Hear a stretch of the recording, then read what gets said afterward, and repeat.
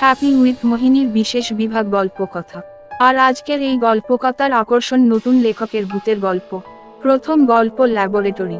বিজ্ঞান বিভাগে মাস্টার্স শেষ করার পর কয়েক দিনের মাথায় আমার একটা চাকরি জুটেই গেল। আজকালকার এই বেকারত্বের দিনে যে ভগবান আমার দিকে মুখ তুলে চেয়েছিলেন সেটাই আমার কাছে বিশাল একটা পাওনা ছিল, তার কারণ সেই সময় আমার বন্ধুদের মধ্যে কেবল আমিও আর একজনই চাকরি জোটাতে পারি। সময়টা তখন 2017 সাল। জীবনের প্রথম চাকরিতে যতটা মনের মধ্যে খুশির উদ্রেক হওয়ার দরকার হয়, তার চেয়েও বেশি খুশিতে ছিলাম আমি আর আমার বন্ধুটি। তার কারণ আমাদের দুজনের চাকরি একই কোম্পানিতেই হয়। ডিসেম্বরের 1 তারিখ থেকে আমাদের কাজে যোগ দিতে বলা হয়। আমরাও সেই মতন প্রস্তুতি নিয়ে ডিসেম্বরের 1 থেকেই কাজে যোগ দিই। বাড়ি থেকে এই কোম্পানিটির দূরত্ব যথেষ্ট হওয়ার জন্য ও বাসের অভাবের জন্য আমাদের ওই কোম্পানির ঠিক পাশে একটি আবাসনে থাকার ব্যবস্থা করা হয়। দুজনেই বেশ খুশিতে ছিলাম, কিন্তু আমাদের অদৃষ্টে যে তখন কি লেখা ছিল তা আমরা কেউই জানতাম না। ল্যাবের কাজ, টেস্টিং সবকিছুই বেশ ভালো করে চলতে লাগলো। এইভাবে গড়িয়ে গেল প্রায় 15 দিন। ফ্যাক্টরির অন্যান্য মানুষদের সাথে ধীরে ধীরে চেনা পরিচয় বেড়ে উঠতে লাগলো। প্রত্যেক দিন সন্ধ্যে 7টায় কাজ শেষ করে রিপোর্ট দিয়ে ওই আবাসনে ফিরতাম। আবাসনটা প্রথমে এক ঝলকে দেখে মনে হয়েছিল বেশ নতুন, কিন্তু পদার্পণ করার পর বুঝলাম, না, এটা মোটেও নতুন নয়। এর বয়স কম করে 5 বছর তো হবেই। যাই হোক, প্রথমে আবাসনের একটু বর্ণনা দেওয়া দরকার। 5 তলা এই আবাসনের প্রত্যেক তলায় 2টো করে ঘর। আমাদের ঘর ছিল 4 তলায় একদম কোণের দিকে। ঘরের ভিতর একটা খাট, একটা টেবিল ও একটা আলনার ব্যবস্থা করা। আর তেমন কিছুই নেই। এই ঘরে যে আগেও কেউ থাকতো তা দেখে বোঝা যায়। টেবিলের এক পা একটু ছোট হওয়ার জন্য মাঝে মাঝেই ঢাক ঢক শব্দ করে। এছাড়াও দেওয়ালে স্থানে স্থানে গুটি গুটি অক্ষরে কিসব লেখা, যদিও আমরা সেই দিকে বিশেষ একটা নজর দিইনি, কারণ রোজ রাতে বাড়ি ফিরে খাওয়া দাওয়া করে ঘুম, ফের পরের দিন সকালে উঠে রান্না করে খেয়ে অফিস। সত্যি বলতে এত কিছু ভাবার বা দেখার সময় আমাদের একদমই ছিল না। এইভাবে আরো 10 দিন কেটে গেল।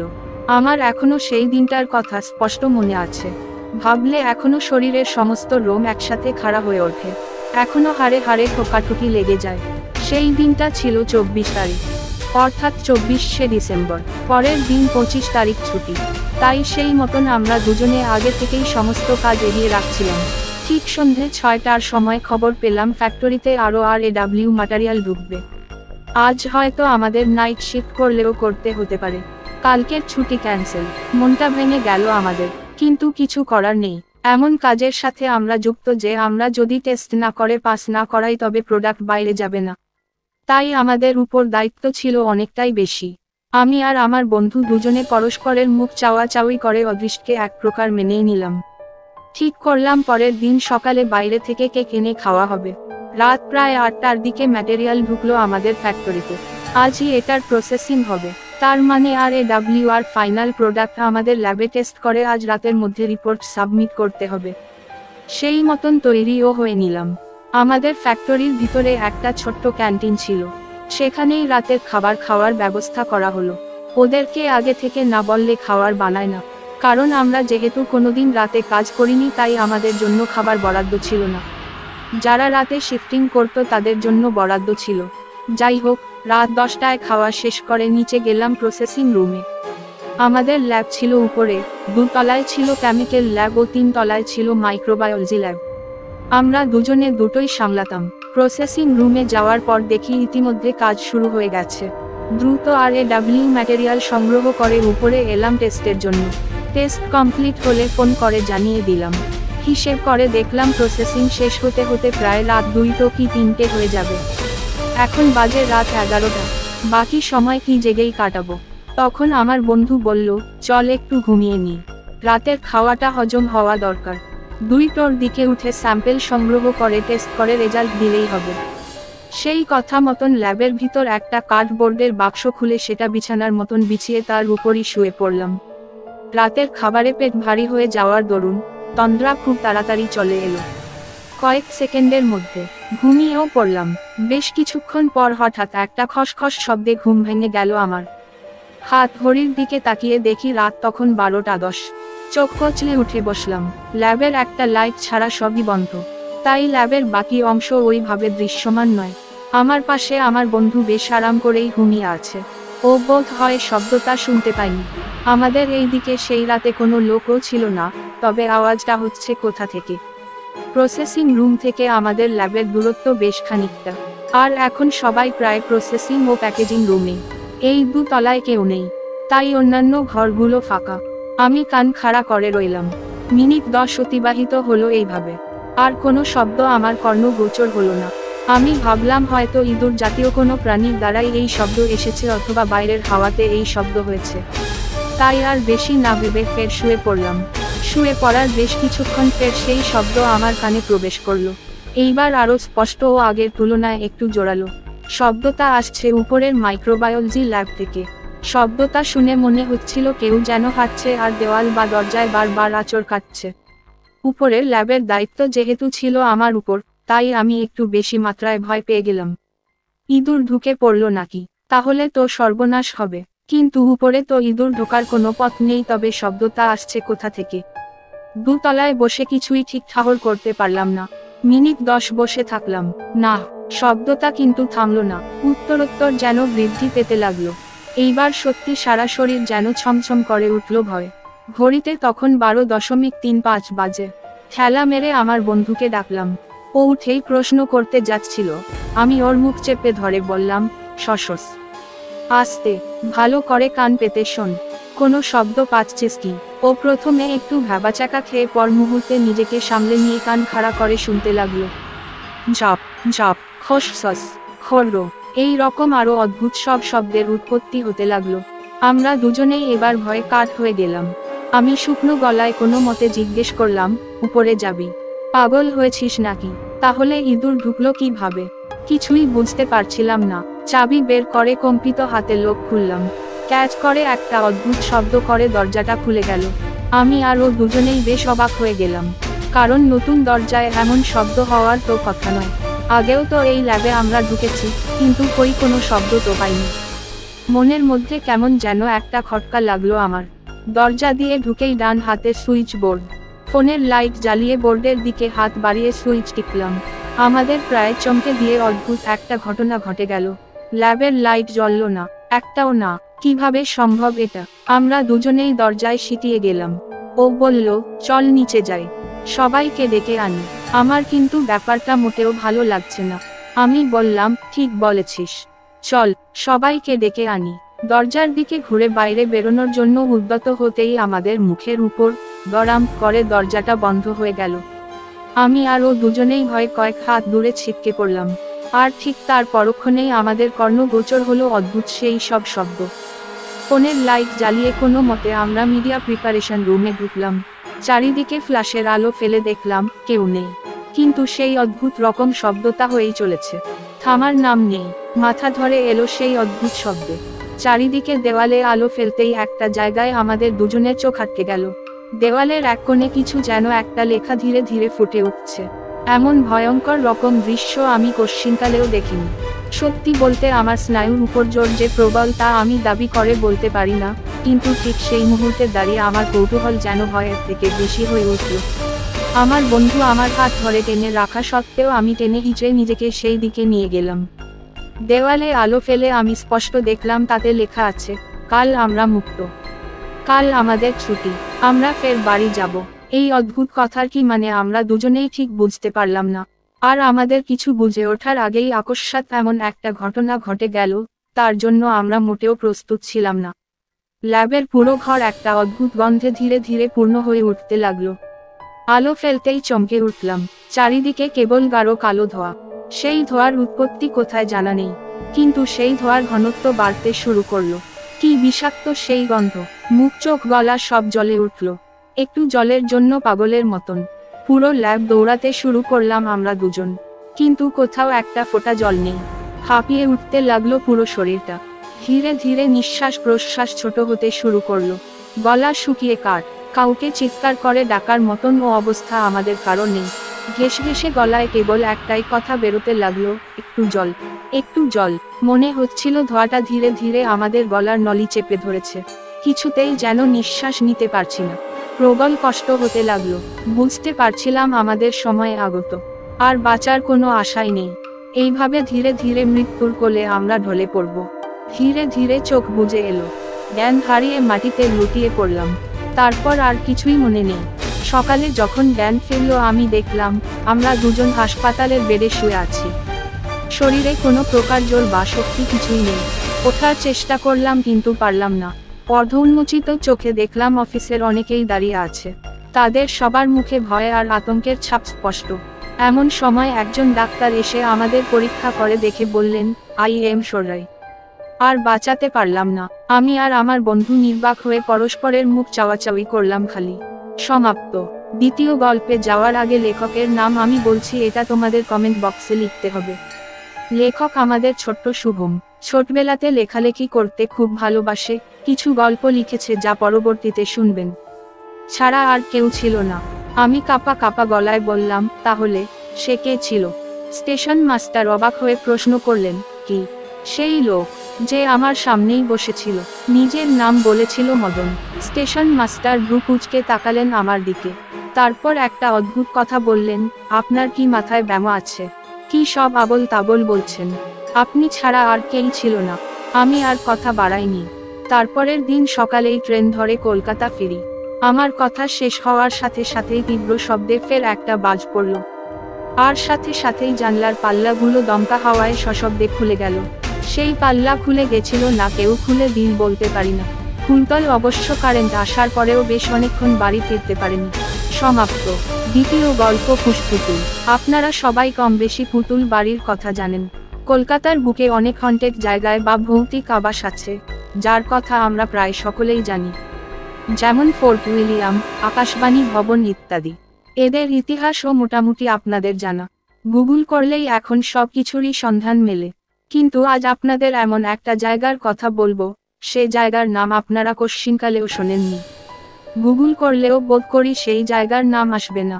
এমনি এক অজানা জায়গায় আমি আর আমার বন্ধু প্রদীপ প্রায় মৃত্যুর মুখ থেকে বেঁচে ফিরে এসেছি। আজ সেই গল্পই আপনাদের বলবো। বিশ্বাস করুন, লিখতে গিয়েও সারা শরীরের লোম খাড়া হয়ে উঠছে। সেই রাতের কথা মনে পড়লে এখনো শিরদাঁড়া বেয়ে ঠান্ডা রক্তের স্রোত বয়ে যায়। সুদূর বাঁকুড়ার একটা প্রত্যন্ত গ্রাম, নাম কুসুমপুর। নামটা যতটা সরল শোনায়, জায়গাটা ততটা সরল একদমই নয়। চাকরির সুবাদে আমি আর আমার বন্ধু প্রদীপকে 3 দিনের জন্য সেই কুসুমপুর গ্রামে যেতে হয়েছিল। সালটা বোধ হয় 2004, আর মাস ছিল ডিসেম্বর। 12ই ডিসেম্বর। কলকাতার একটা বড় নামকরা মাসি কোম্পানিতে আমরা চাকরি করি। বছর 5 হয়ে গেছে আমাদের এই কোম্পানিতে আছি। নিজের বাড়ি থেকে যাতায়াতের মতন লোভনীয় প্রপোজাল আমরা এক বাক্যে প্রায় লুফে নিয়েছিলাম। এই কথা বলার কারণ, আমাদের পোস্টিং প্রথম 2 সপ্তাহ হয়েছিল দিল্লিতে। সেখানে থাকার আর খাওয়ার ঝক্কি সত্যি আমাদের পোষাচ্ছিল না। কোনো মতে বেরিয়ে, না, একবার যাওয়া দরকার। যদি ইঁদুর হয়, সর্বনাশ হবে। উদ্ধৃতি চিহ্ন। কিন্তু এইসব শব্দ কি ইঁদুর করতে পারে বলে তোর মনে হয়? আমি জানি না, বিশ্বাস কর, কিছুই বুঝতে পারছি না। আর এখন ল্যাবের কিছু হয়ে গেলে চাকরি থাকবে না আমাদের। ভৌতিক তত্ত্ব খাড়া করলে নির্ঘাত মাতাল ভেবে চাকরি থেকে তাড়িয়ে দেবে। আমার বন্ধুটি বেশ কয়েক মুহূর্ত ভেবে উত্তর দেয়, বেশ চল, কি জানি কি আছে ভাগ্যে। এখন তো এখানে কেউই নেই, চল আমরা দুজনেই যাই। চল শব্দটা কিন্তু এখনো হচ্ছে। ল্যাব থেকে বেরিয়ে বেশ সাবধানে ও সপ্তপর্ণে উপরে উঠতে লাগলাম, যাতে কেউ আমাদের ওঠার শব্দ শুনতে না পায়। কারণ উপরে যদি কেউ থাকেও বা ইঁদুর জাতীয় কিছু থাকলে সে আমাদের শব্দে সতর্ক হয়ে যেতে পারে। তাই যতটা সম্ভব নিঃশব্দে উপরে উঠে এলাম। ল্যাবটা বাইরে থেকে লক করা। আসতে পারলেই যেন বাঁচি, এমন একটা মনোভাব প্রায় তৈরি হয়েছিল প্রথম 2 সপ্তাহতেই। অদৃষ্টের কারণেই হোক কিংবা মালিক পক্ষ আমাদের মনের ভাব বুঝতে পেরেই হোক, আমাদের কলকাতায় বদলির সুপারিশ করলেন। আমাদের অফিসের বসও এই প্রস্তাবে একটু গাইগুই করলেও পরে মেনে নেন। আর তারপর থেকেই নিজের হোম টাউনে কাজ করার মজা আমরা বেশ উপভোগ করে আসছি। যাই হোক, এবার আসি আসল কথায়। আমরা প্রধানত একটা সার্ভে কোম্পানির হয়ে কাজ করি। অর্থাৎ কোন গ্রামে কত মানুষ এখন নিরক্ষর অথবা এখনো দুবেলা ভালো করে খেতে পান না। তারপর সেই সব তথ্য আমরা তুলে দিই সরকারের হাতে। সরকার সেই অনুযায়ী পদক্ষেপ গ্রহণ করে। এই সার্ভের সুবাদে আমরা পশ্চিমবঙ্গের প্রায় অনেক জায়গায় ঘুরে নিয়েছি, যেটা এককালে আমরা স্বপ্ন ছিল। সেইবার কাজ পড়েছিল আমাদের বাঁকুড়ার এক প্রত্যন্ত গ্রামে। নাম ছিল কুসুমপুর। নাম শুনে আমি আর প্রদীপ বেশ উচ্ছ্বসিত হয়েই উঠি। কারণ গ্রামের নাম এত সুন্দর হলে সেই গ্রাম যে কতটা সুন্দর হবে এই ভেবে যাওয়ার দিন ঠিক হয়ে গেল। 9ই ডিসেম্বর 2004। শিয়ালদহ থেকে ট্রেন। ওখানে পৌঁছে প্রথমে একটা হোটেলে থাকবো। সেই হোটেল অবশ্য কোম্পানি ভাড়া করে দিয়েছে। প্রথম দিন বিশ্রাম নিয়ে পরের দিন থেকে টানা 2 দিন কাজ আমাদের। তারপরের দিন সকলে ট্রেন ধরে ফের কলকাতা। সবকিছু তাই ফাইনাল করে নিলাম আমি আর প্রদীপ। প্রদীপ মুস্করা করে বলল, ইস, বিয়েটা করলে বউকেও নিয়ে যেতে পারতাম। আমি বললাম, তাহলে ভায়া, হাতে তো আর 6 দিন বাকি। এই 6 দিনের মধ্যে পাত্রী খুঁজে করে নিলেই হয়। দুজনেই দুজনের রসিকতায় হেঁটে লুটোপুটি খাওয়ার জোগাড়। এখানে বলে রাখা ভালো, আমরা তখনও বিয়ে করিনি। আমরা নির্ভেজাল ব্যাচেলর তখন, তাই এক্সট্রা করে কোনো কিছুর মাথা ব্যথাও আমাদের ছিল না। কথা মতন 9 তারিখ আমরা রওনা হলাম বাঁকুড়ার উদ্দেশ্যে। তখনও জানতাম না আমাদের অদৃষ্টে কি লেখা আছে। হয়তো জানলে কসমিন কালেও সেই দিকে পা মারাতাম না। যাই হোক, সন্ধে 6টার দিকে স্টেশনে নেমে একটা রিক্সা ভাড়া করে কোম্পানি দিয়ে দেওয়া হোটেলের উদ্দেশ্যে যাত্রা করলাম। প্রায় আধ ঘন্টা লাগলো সেই হোটেলে পৌঁছাতে। এই জায়গাটা অবশ্য স্টেশন থেকে একটু আলাদা, শান্ত নীরব পরিবেশ। এই জায়গায় মাত্র 3টে হোটেল, কোনো কোলাহল বা চিৎকার নেই। মনে মনে কোম্পানিকে সাধুবাদ জানালাম এমন সুন্দর শান্ত পরিবেশে আমাদের থাকার জায়গা করে দেওয়ার জন্য।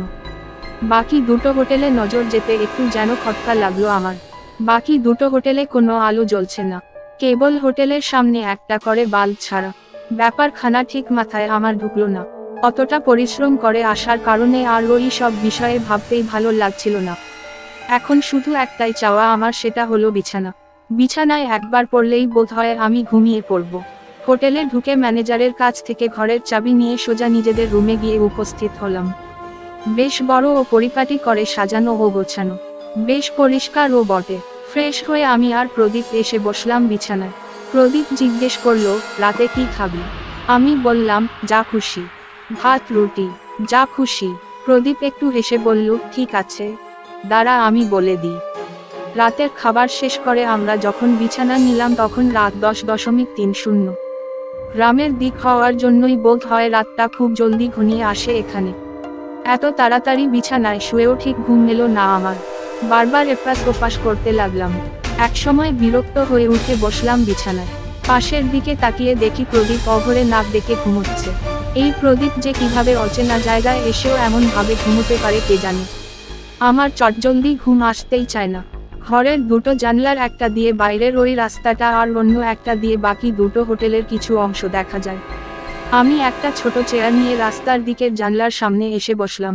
যদি ঠান্ডা হাওয়াতে একটু তন্দ্রা ভাব আসে। চারিদিকে শুনশান পরিবেশ, কোনো মানুষজনের অস্তিত্বের চিহ্ন মাত্র নেই সেই রাস্তায়। কেমন যেন একটা মরা মরা লাগছে পরিবেশটা। রাত এখন 11টা। কলকাতায় রাত 11টাতেও মানুষের সমাগম দেখা যায় বটে, কিন্তু এখানে সব শূন্য। হঠাৎ করে একটা কুকুর করুণ ডাক ডেকে রাস্তা দিয়ে দৌড়ে চলে গেল। আমি জানলার আরো কিছুটা কাছে এগিয়ে গেলাম, উঁকি দিয়ে দেখলাম রাস্তাটা। আচমকাই সারা শরীর আমার শিরশির করে উঠল। এমন সময় দেখলাম দূরে একটা ছায়া মূর্তি হঠাৎই সরে গেল একটা হোটেলের পেছনে দিকে। আমি দ্রুত ওই জানলা থেকে সরে দ্বিতীয় জানলায় এসে উঁকি মারলাম। একজন লোক, অন্ধকারে ঠিক ভালো করে ঠাহর হয় না, তবে এইটুকু বুঝলাম তার আপাদমস্তক চাদরে ঢাকা। সে বেশ স্থির পায়ে এগিয়ে যাচ্ছে হোটেলের পিছনের জঙ্গলের দিকে। আমি যতটা সম্ভব চোখ কুঁচকে দেখার চেষ্টা করলাম। কিছুটা দূরে গিয়ে হঠাৎ করেই ছায়ামূর্তিটা মিলিয়ে গেল। ঠিক বুঝতে পারলাম না প্রদীপকে কি একবার ডাকবো। মনে মনে ভাবতে লাগলাম। ইতিমধ্যে আমি আরো কিছুক্ষণ জানলার কাছে দাঁড়িয়ে অপেক্ষা করলাম, কিন্তু আর কোনো ছায়া মূর্তি আমার নজরে এলো না। বেশ কিছুক্ষণ জানলার ধারে দাঁড়িয়ে থাকার পরেও যখন কিছু নজরে এলো না তখন আমি বিছানার দিকে পা বাড়ালাম। এমন সময় হঠাৎই একটা শব্দ কানে এলো আমার। মনে হচ্ছিল কেউ যেন বেশ চাপা স্বরে বিড়বিড় করে কিছু আওড়াচ্ছে। আমি ফের ছুটে গেলাম জানলার দিকে, কিন্তু গাছপালার ঘনত্বে কিছুই নজরে এলো না। নিজেকে আর ঠিক রাখতে পারলাম না। আমি প্রদীপকে ডাকলাম, প্রদীপ, এই প্রদীপ, একটু ওঠ। প্রদীপ ঘুম জড়ানো চোখে উঠে বসলো বিছানায়। আধ মেলা চোখে আমার দিকে তাকিয়ে জিজ্ঞেস করলো, কি হয়েছে? আমি বললাম, কান পেতে শোন। কিছু শুনতে পারছিস কি? মানে, কি শুনবো? শোন না, এদিকে আয়। প্রদীপ বিছানা থেকে নেমে জানলার কাছে এসে দাঁড়ালো আমার পাশে। তারপর কান পেতে শোনার চেষ্টা করলো। ঠিক সেই সময় আরো একটা শব্দ এসে জুড়ল, একটা অস্পষ্ট গোঙানির শব্দ। আমি বললাম, আর দেরি করা ঠিক হবে না, চল চল, নিশ্চয়ই কিছু একটা ঘটছে। এই সব জায়গায় রাতে অনেক ধরনের অপরাধ হয়ে থাকে, কিন্তু এই অচেনা জায়গায় আমরা কি করতে পারি? এই সব জায়গায় রাতে হুটপাট করে না যাওয়াই ভালো। গোঙানির শব্দটা ধীরে ধীরে বাড়তে শুরু করেছে। আমি প্রায় প্রদীপকে টানতে টানতে হোটেলের নিচে নিয়ে এলাম। দুজনের হাতে দুটো টর্চ। হোটেলের পিছনের দিকে যাওয়ার একটা বেশ সরু রাস্তা আছে, তবে তা প্রায় আগাছাতে ভরা। সাপখোপের ভয় থাকতে পারে, তাও মনে জেদ নিয়ে আলো ফেলে এগিয়ে গেলাম আমরা দুজন। জঙ্গলের কাছে গিয়ে থমকে দাঁড়ালাম আমরা। টর্চ বন্ধ, কান পেতে শোনার চেষ্টা করলাম। একজন চাপা সুরে একটানা মন্ত্র জপে যাচ্ছে। ধুনোর গন্ধ ও নাকে এলো আমাদের, আর সেই মন্ত্রের সাথে আসছে একটা চাপা গোঙানির শব্দ। আমি আর প্রদীপ ধীরে ধীরে এগোতে লাগলাম সেই শব্দের উৎস লক্ষ্য করে। একটাই মাত্র টর্চ জ্বালিয়ে এগোলাম। কিছুটা দূরে এগোনোর পর সামনে যা দৃশ্য দেখালাম তাতে আমাদের সারা শরীর ভয় বার কয়েক কেঁপে উঠল। টর্চটা বন্ধ করে দিলাম ভয়ে। গলা শুকিয়ে এসেছে, শিরদাঁড়া বেয়ে নেমে যাচ্ছে ঠান্ডা রক্তের স্রোত। প্রদীপ কম্পিত কণ্ঠে জিজ্ঞেস করল, ওটা কি? আমি স্তম্ভিত হয়ে দেখছি সামনের দিকে। চারিদিকে সারি সারি পুতুলের ছড়াছড়ি। একটা লোক বসে আছে, তার সামনে একটা আগুনের কুণ্ড। দাউ দাউ করে আগুন জ্বলছে তাতে। লোকটা কিসব বিড়বিড় করে মন্ত্র পড়ছে আর তাতে কিসব ছুঁড়ে ফেলেছে। আমরা নিঃশ্বাস বন্ধ করে দেখতে লাগলাম সেই ভয়ঙ্কর দৃশ্য, কিন্তু চাপা গোঙানির শব্দটার উৎস খুঁজে পেলাম না। শব্দটা এখনো হয়েই যাচ্ছে। আমরা বেশ ধীর পায়ে জঙ্গলের পিছন দিকে এগোতে লাগলাম, যাতে লোকটির পিছন দিকে যাওয়া যায়। হয়তো ওখানেই কেউ আছে। যতটা সম্ভব নিঃশব্দে পা ফেলে আমরা উপস্থিত হলাম পিছন দিকে। লোকটির পিছন দিকে পৌঁছে আমাদের চক্ষু স্থির হয়ে গেল। একটা বাচ্চা মেয়ে মাটিতে উপুর হয়ে শুয়ে আর্তনাদ করছে। বয়স আন্দাজ 9 কি 10। আমার আর প্রদীপের দুজনের মুখ হা আর চোখ বিস্ফারিত। আমরা আরো একটু এগিয়ে গিয়ে এমন জায়গায় গিয়ে দাঁড়ালাম যেখান থেকে লোকটিকে ও ওই মেয়েটিকে লক্ষ্য করা যায়। আমাদের দুজনের হাত পা ইতিমধ্যে কাঁপতে শুরু করেছে। সারা শরীরে বিন্দু বিন্দু ঘাম জমতে শুরু করেছে। মিনিট খানেক অপেক্ষা করে থাকার পর লক্ষ্য করলাম লোকটা চোখ খুলে তাকালো সামনে জ্বলতে থাকা অগ্নিকুণ্ডের দিকে। লক্ষ্য করলাম লোকটির চোখ দুটো ও আগুনের ভাটার মতন জ্বলছে, লাল টকটকে। লোকটা মাটিতে পড়ে থাকা একটা পুতুল তুলে তাকে লক্ষ্য করে কিসব মন্ত্র পড়তে শুরু করলো। তারপর একটা ছুরি দিয়ে সোজা কোপ বসিয়ে দিল পুতুলের বুকে। তারপর হঠাৎই পাগলের মতন চিৎকার করে ছুরি দিয়ে বারংবার কোপ বসাতে শুরু করলো। আর সেই চিৎকার শুনে উপুর হয়ে পড়ে থাকা মেয়েটা আরো জোরে আর্তনাদ করে উঠল। আমি প্রদীপকে ঠেলে বললাম, আচ্ছা এখানে মানুষগুলো কি কালা? এত আর্তনাদ কেউ শুনতে পারছে না? আমিও তো সেটাই ভাবছি। কোপ বসানো শেষ হলে লোকটি পুতুলটা সজোরে ছুঁড়ে দেয় সেই অগ্নিকুণ্ডের দিকে। তারপর বলে ওঠে, মা, তোমার আত্মার শান্তি কামনা করি। মাটি থেকে উঠে দাঁড়ালো প্রায় 6 ফুট লম্বা লোকটি। তারপর ধীরে ধীরে পা ফেলে এগিয়ে গেল সেই মেয়েটার দিকে। চোখের নিমেষে কোলে তুলে নিল তাকে। আমি আর প্রদীপ রুদ্ধশ্বাসে সেই দৃশ্য দেখতে লাগলাম। মেয়েটাকে কি আমরা আসন্ন বিপদের হাত থেকে বাঁচাতে পারবো না? এই প্রশ্ন আমার মনের মধ্যে ঘুরপাক করতে লাগলো বারবার। মেয়েটাকে অগ্নিকুণ্ডের সামনে শুয়ে রাখলো লোকটা।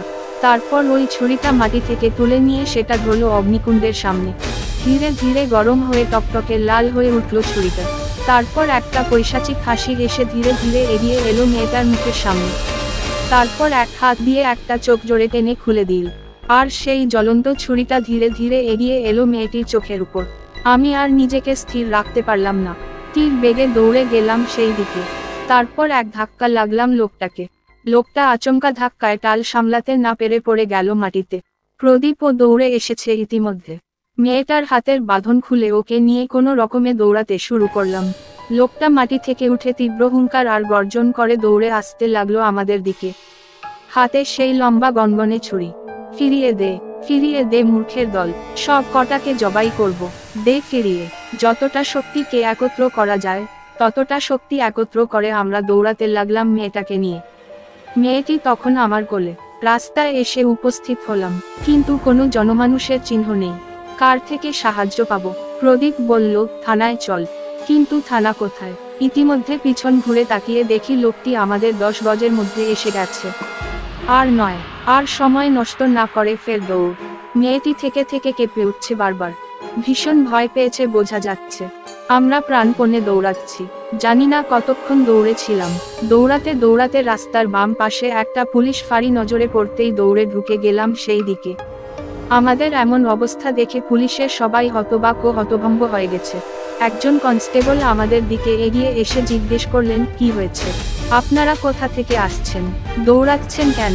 আমি হাঁপাতে হাঁপাতে বললাম, একটা লোক আমাদের পিছু নিয়েছে, আমাদের মারতে চায়। এই মেয়েটাকেও মারতে গেছিল, কোনো রকমে বাঁচিয়ে নিয়ে এসেছি। আমার কথা শুনে সবাই হা হয়ে আমাদের মুখ দেখতে লাগলো। কনস্টেবল জিজ্ঞেস করলেন, মেয়ে কোথায়? মেয়ে? আমি কাঁধ থেকে মেয়েটিকে নামিয়ে বললাম, এই যে। কনস্টেবলটি গম্ভীর গলায় বলল, ঠাট্টা করছেন? এটা কি? তাকিয়ে দেখেছেন? আপনি কি নিয়ে এসেছেন আপনি জানেন? আমি ঠিক বুঝতে পারছিলাম না। আমি মাটির দিকে তাকিয়ে দেখতেই চমকে উঠলাম ভয়ে। একটা কঙ্কাল মাটিতে শোয়ানো আছে। প্রদীপও তাকিয়ে দেখে আটকে উঠল। আমি আর নিজেকে স্থির রাখতে পারলাম না, মাথা ঘুরে অজ্ঞান হয়ে পড়ে গেলাম মাটিতে। যখন জ্ঞান ফিরল তখন দেখি আমি হাসপাতালে শুয়ে, প্রদীপ আমার পাশে বসে। আমি জিজ্ঞেস করলাম, কি হয়েছে? আমি এখানে। প্রদীপ সবটা খুলে বলল। তারপর বলল, আমরা যাকে মেয়ে বলে তুলে এনেছিলাম সে মেয়ে নয়, একটা কঙ্কালই ছিল। কিন্তু এটা কিভাবে সম্ভব? তুইও তো ছিলিস। আমি জানি না, আমি সত্যি জানি না। আজ সকালে ওই জায়গায় গিয়ে আমরা যা দেখি তাতে আমার চোখ কপালে ওঠার জোগাড়। কি দেখলি? কিচ্ছু নেই, সবটা ফাঁকা, পরিষ্কার। আর সেই পরিষ্কার জায়গার ঠিক মাঝে একটা লম্বা 5 হাত গভীর গর্ত খোঁড়া, সেখানে কিছু জামা কাপড় ছড়ানো। এর মানে কি? জানতে পারলাম এই মেয়েটি, অর্থাৎ যার কঙ্কাল আমরা গতকাল রাতে নিয়ে এসেছিলাম, তাকে ওইখানে বছর 2 আগে কবর দেওয়া হয়েছিল। একটা লোক মেয়েটির চোখ দুটো উপড়ে তাকে ওখানে পুঁতে দিয়েছিল। আমার মুখ থেকে কোনো কথা বের হচ্ছিল না, আমার শরীর যেন অবশ হয়ে এসেছিল। 2 দিন বাদে কলকাতা ফিরলাম, কিন্তু বিশ্বাস করুন সেই রাতের ঘটনার ব্যাখ্যা আমি এখনো খুঁজে পাইনি। তবে খুঁজে চলেছি অনবরত। সমাপ্ত। তৃতীয় গল্প, অদ্ভুত মুগ্ধতা। অনির্বাণ আর সুজাতার প্রেমটা শুরু হয়েছিল বড় অদ্ভুতভাবে। এক বৃষ্টি মুখর দিন, অনির্বাণ কোনো মতে তার বর্ষাতিটা সামলে বাইক চালিয়ে কলেজ থেকে ফিরছে। বৃষ্টি এতটাই তীব্র যে সামনে সবকিছুই ধোয়া আর সাদা দেখছিল অনির্বাণ। সেই বৃষ্টির মাঝেই আচমকা একটা কোনো বস্তুতে ধাক্কা মেরাই তীব্রভাবে ব্রেক কষে অনির্বাণ। সঙ্গে সঙ্গে বাইকটা পাশে দাঁড় করিয়ে সামনে এসে দেখে একজন মেয়ে মাটি থেকে কোনো রকমে ওঠার চেষ্টা করছে। অনির্বাণ মেয়েটির সামনে দাঁড়িয়ে বলল, আপনার হাতটা দিন। তারপর মেয়েটি হাত বাড়ালে অনির্বাণ তাকে টেনে তুলে নিল। তারপর কাচুমাচু মুখ করে মাথা নিচু করে বলল, খুব দুঃখিত, সরি, আমি একদম দেখতে পাইনি। বাইরে বৃষ্টির যা অবস্থা। মেয়েটি কোনো রকমে নিজের পায়ের ব্যথাকে চেপে রেখে বলল, ঠিক আছে, ইটস ওকে। অনির্বাণ জিজ্ঞেস করলো, আপনার কোথাও বেশি লাগেনি তো? মেঘ ভাঙা বৃষ্টির মাঝে এই মাঝ রাস্তায় কথোপকথন মেয়েটির মোটেও পছন্দ হলো না। একটু রাগত স্বরেই বলল, না লাগেনি। রাস্তার মাঝে কথা না বলে একটু ফুটপাতে গেলে ভালো হয়, নয়তো আর কথা বলার মতন অবস্থা থাকবে না। মেয়েটির এহেন উত্তর শুনে অনির্বাণ একটু যেন অপ্রস্তুত হয়ে পড়ে। তারপর নিজের ভুল বুঝতে পেরে বলে, ওহ হ্যাঁ তাই তো, দাঁড়ান, বাইকটা আরও একটু সাইডে সরিয়ে রাখি। ফুটপাতের ঠিক উপরেই একটা বন্ধ দোকানের শেডের তলায় এসে দাঁড়ালো ওরা দুজন। অনির্বাণ মাথার হেলমেটটা খুলে রুমাল দিয়ে মাথায় লাগা আলগা জলগুলো মুছে নিতে থাকে। মেয়েটিও তার ভেজা চুলটা খুলে ঝাড়তে থাকে। আর ঠিক সেই মুহূর্তেই ওদের দুজনের মধ্যে চোখাচোখি হয়। অনির্বাণ তো প্রথম দর্শনেই কুপোকাত হয়ে পড়ে। অনেক উপন্যাসে সে পড়েছে নায়িকারা ভেজা চুল খুলে নায়কের খুব কাছে এসে উপস্থিত হয়। অনির্বাণ যেন সেই রকমই কিছু অনুভব করলো নিজের বুকের ভিতর। একটা জোরে ধাক্কা এসে লাগলো তার চলন্তমান হৃৎপিণ্ডের গায়ে। অনির্বাণ দেখলো এ যে উপন্যাসের সেই নায়িকা, আজ গল্প ছেড়ে সত্যি হয়ে তার সামনে উপস্থিত। মেয়েটি চুলগুলোর জটাঙ্গুল দিয়ে ছাড়িয়ে অনির্বাণের দিকে একটা তীক্ষ্ণ দৃষ্টি এনে বলে, কি ব্যাপার বলুন তো? তখন থেকে দেখছি আপনি হা করে আমায় দেখছেন, মতলবটা কি?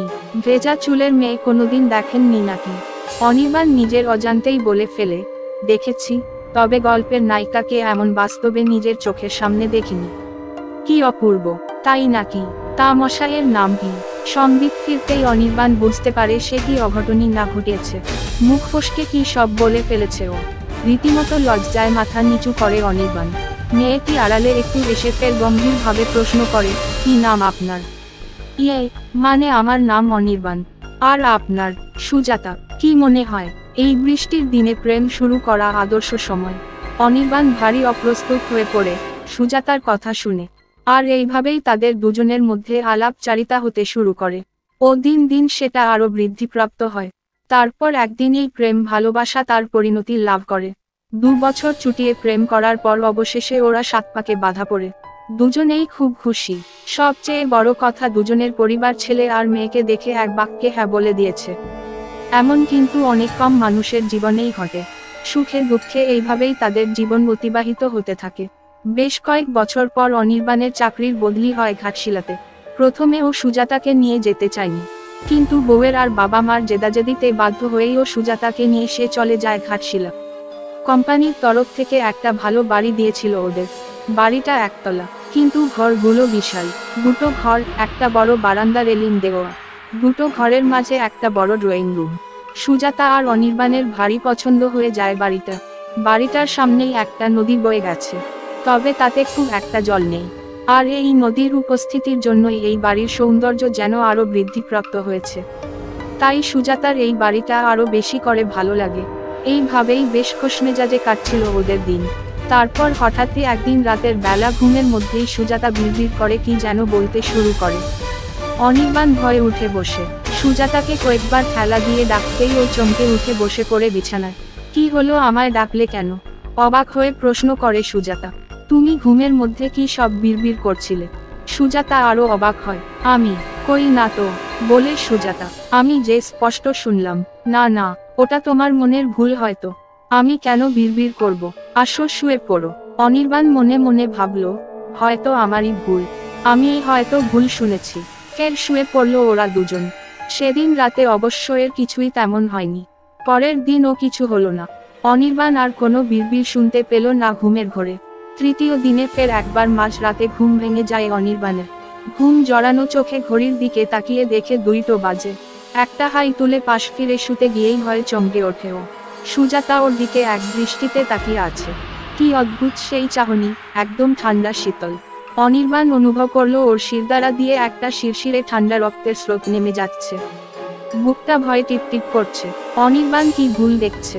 একবার ভালো করে চোখ কচলে ফের তাকালো সুজাতার দিকে, কিন্তু কই, সুজাতা দিব্যি ঘুমিয়ে আছে। ওর চোখের পাতাও বন্ধ। অনির্বাণ কি এতটা ভুল দেখল? 3 দিনের মধ্যে ঘটে যাওয়া এমন অদ্ভুত ঘটনা অনির্বাণকে বেশ ভাবিয়ে তুলল। অনির্বাণ কি সত্যি সবকিছু ভুল দেখেছে? সবকিছু ভুল শুনেছে? এই দৈরাত্রিক দ্বন্দ্বের আস্তে আস্তে ঘুম কমে এলো ওর। ও লক্ষ্য করতে লাগলো সুজাতার বিড়বিড় যে ক্রমশ বেড়ে চলেছে। কিন্তু সুজাতাকে প্রশ্ন করলে ও অবাক হয়ে তাকিয়ে থাকে খালি, আর বলে, কই, আমি তো টের পাইনি। কিন্তু অনির্বাণ বোঝে কিছু একটা ভুল হচ্ছে। কোথাও যেন কিছু ঠিক নেই। এদিকে ধীরে ধীরে করে সুজাতার শরীর যেন শুকিয়ে যেতে শুরু করেছে। অনির্বাণ তা লক্ষ্য করে, কিন্তু সুজাতার মধ্যে খাওয়া কমে যাওয়ার লক্ষণ ও কোনোদিনও পরিলক্ষিত করেনি। আগে সুজাতা যেমন খেত এখনো তাই খায়, তবে ও শুকিয়ে যাচ্ছে কেন? এইভাবেই টানাপোড়েনের মধ্যে 2 সপ্তাহ কেটে যায় ওদের। একদিন অফিস থেকে ফিরে অনির্বাণ সোফায় গিয়ে বসেছে। সুজাতা চা করে এনে তার পাশে এসে বসে বলল, এই জানো, আমি না কেমন রোগা হয়ে যাচ্ছি তাই না। কি হয়েছে বলো তো আমার? আমি তো কিছু বুঝতে পারছি না। অনির্বাণ সব কিছু বুঝেও সুজাতাকে আশ্বস্ত করে বলে, বাড়ির কাজের জন্যই। তুমি এত ভেব না, আমি কালই একজন ভালো ডাক্তারের ব্যবস্থা করছি। পরের দিন ডাক্তার এলেন, কিন্তু কোনো রোগ ধরতে পারলেন না। ওজন মেশিনে সুজাতাকে দাঁড় করিয়ে ওজন মাপতে দেখা গেল সুজাতার ওজন প্রায় 15 কেজি কমে গেছে এই 2 মাসে। ডাক্তারও এমন অদ্ভুত কথা শুনে রীতিমতো অবাক হয়ে যান। ডাক্তার বললেন, লোকে ঘাটশিলা আসে শরীর সারাতে, কিন্তু আপনার যে দেখছি উল্টো। তবে ভয় পাবেন না, এই ওষুধগুলো খান, আর ভালো মন্দ খান, ঠিক হয়ে যাবেন। আর চিন্তা করা ছাড়ুন। অনির্বাণ মুখে প্রকাশ না করলেও সুজাতাকে নিয়ে বেশ দুশ্চিন্তাতে পড়ে গেল। ওষুধপত্র, খাবার সবই খেতে শুরু করলো সুজাতা, কিন্তু কিছুতেই যেন কিছুই হচ্ছিল না। 2 সপ্তাহ পরে আর একবার ওজন মাপতে দেখা গেল আরো 10 কেজি কমে গেছে। সুজাতার শরীর যেন কেমন শুকিয়ে যেতে শুরু করেছে। অনেক ডাক্তার, অনেক ওষুধ করেও যেন কিছুতেই কিছু হচ্ছিল না। সুজাতার সেই যৌবনের লালিত্য মাখা শরীরটা যেন আজ একটা কঙ্কালসারে পরিণত হয়েছে। এইভাবে আরো 2 সপ্তাহ কেটে গেল। অনির্বাণ এখন আর চাকরিতে যায় না। সুজাতা আর বিছানা থেকে উঠতে পারে না। সুজাতাকে দেখলে মনে হয় একটা কঙ্কাল যেন বিছানার উপর পড়ে আছে। শরীরে কোনো জীবন নেই তার। দুটো কোটরে বসা চোখ অপলক দৃষ্টিতে তাকিয়ে থাকে সামনের দিকে। অনির্বাণ সুজাতাকে জল খাইয়ে দেয়, কিন্তু সেই জল গলা দিয়ে যায় না। ঠোঁটের কোণ হতেই নেমে পড়ে নিচে। জল ছাড়া সুজাতা এখন আর কিছু খেতে পারে না।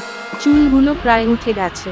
কেমন একটা অদ্ভুত পৈশাচিক শরীর হয়ে গেছে সুজাতার, লেখায় বর্ণনা করা যায় না।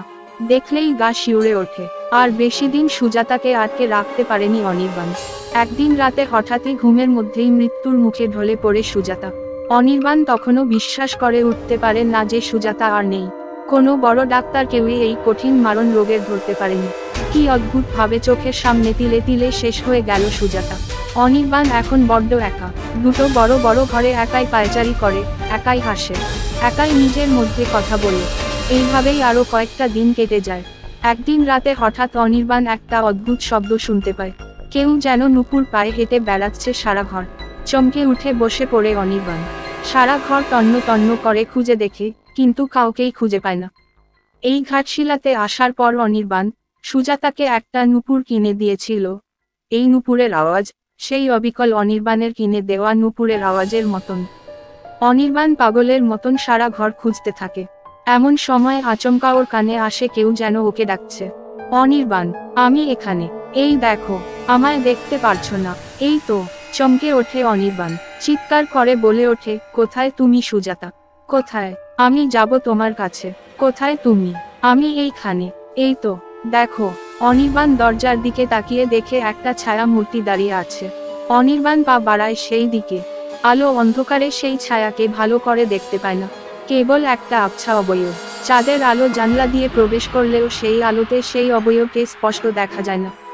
অনির্বাণ আরো কিছুটা এগিয়ে যায় দরজার কাছে। আরো কাছে এগোতেই ভয়ে গলা শুকিয়ে ওঠে ওর। এ কি দেখছে অনির্বাণ? সারা শরীর দিয়ে ঠান্ডা রক্তের স্রোত বয়ে যায়। মাংস চর্বিহীন একটা সাদা কঙ্কাল দাঁড়িয়ে আছে, আর সে তার কঙ্কালসার আঙ্গুল দিয়ে অনির্বাণকে ডাকছে। কি হলো অনির্বাণ? আমি সুজাতা, এসো, কাছে এসো। অনির্বাণের ভয় যেন এক নিমেষের মধ্যে কোথায় উধাও হয়ে গেল। অনির্বাণ অদ্ভুত মুগ্ধতায় তাকিয়ে থাকে সেই মাংসহীন কঙ্কালটার দিকে। আপনা হতেই বাড়ির সদর দরজা ধীরে ধীরে খুলতে শুরু করে। কঙ্কালটি পায়ে নুপুরের শব্দ তুলে ধীরে ধীরে দরজার বাইরে বেরিয়ে আসে। অনির্বাণ মন্ত্রমুগ্ধের মতন তাকে অনুসরণ করে দরজার কাছে হেঁটে আসে। দরজার ঠিক সামনে দাঁড়িয়ে বাইরে তাকাতেই অনির্বাণ বিস্ময়ে হা হয়ে যায়। চাঁদের আলো সেই সাদা মাংসহীন সাদা নরকঙ্কালটার উপর পড়তেই ধীরে ধীরে তার শরীরে আপনা হতেই রক্ত মাংসের সঞ্চার হতে শুরু করে। বড়ই অদ্ভুত ও ভয়ানক সেই দৃশ্য। কিন্তু অনির্বাণ কোনো এক জাদু বলে নির্ভয়ে সেই ভয়ঙ্কর দৃশ্য সচক্ষে দেখতে লাগলো। ধীরে ধীরে কঙ্কালটির মুখ, হাত পা সবকিছুই মাংসে পরিপূর্ণ হয়ে উঠল। কয়েক মুহূর্ত পরে অনির্বাণ বিস্ময়ের ঘোর কাটিয়ে আপনা হতেই বলে ওঠে, সুজাতা, তুমি? এসো অনির্বাণ, আমার কাছে এসো, এদিকে এসো, আমি তোমায় ছাড়া ভালো নেই। এসো অনির্বাণ। সুরেলা সেই কণ্ঠের ডাক কিছুতেই যেন অনির্বাণ অগ্রাহ্য করতে পারে না। অপলক চোখে চেয়ে থাকে সেই মানবীর দিকে। তাকে অনুসরণ করে বাড়ির বাইরে বেরিয়ে আসে। ধীরে ধীরে ছায়া মূর্তিটা এগিয়ে যেতে থাকে নদীর দিকে। অনির্বাণ অন্ধের মতন তাকে অনুসরণ করে। অনির্বাণ যেন নিজের মধ্যে নেই, কোনো হুঁশ নেই ওর কোথায় যাচ্ছে। অবয়বটি ধীরে ধীরে নদীর জলের মধ্যে নামতে শুরু করে।